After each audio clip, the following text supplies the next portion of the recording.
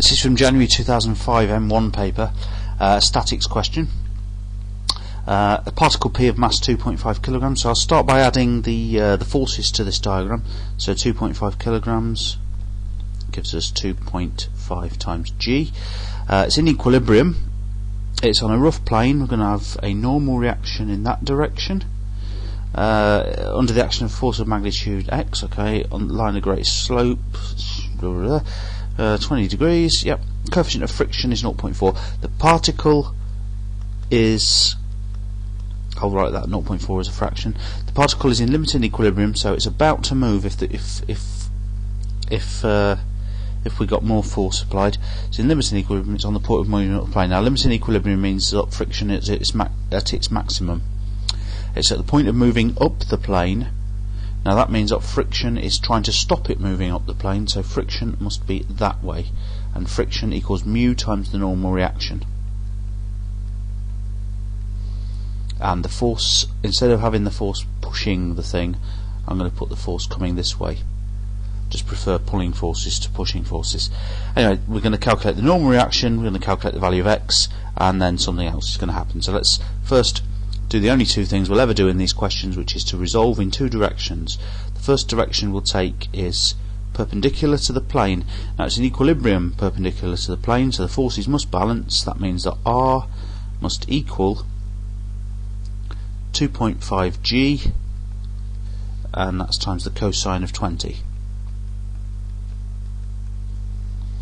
Okay, so we can whip out a calculator. 2.5 g times the cosine of 20.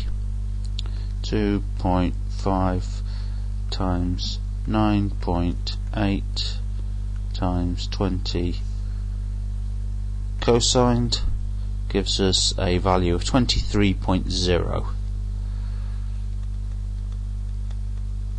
Okay, 23.0 newtons. The value of x is the next thing. Well, even if we weren't told to find that, we'd resolve parallel to the plane. Parallel to the plane, we get x is balanced by 2/5 of r, that's friction, plus 2.5 g times the sine of 20. Okay, so it's really testing whether we can use a calculator. This is, so 2/5 of r, we found that that is r, so that is r there, so multiply that by 2/5, that's the value of friction there. And now to that we need to add 2.5 times 9.8 times sine 20.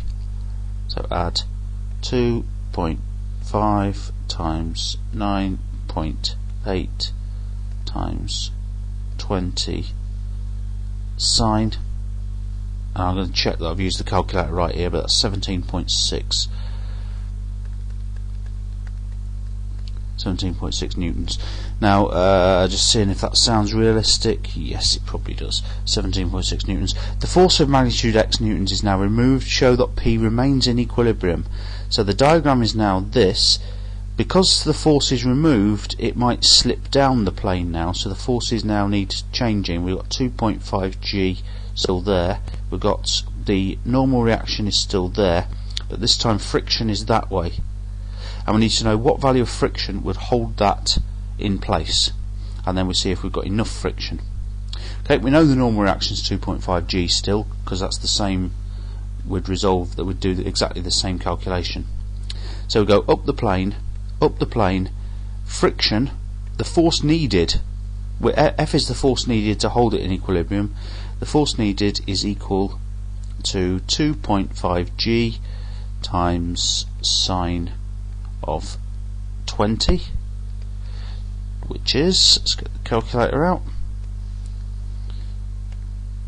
2.5 times 9.8 times sine of 20.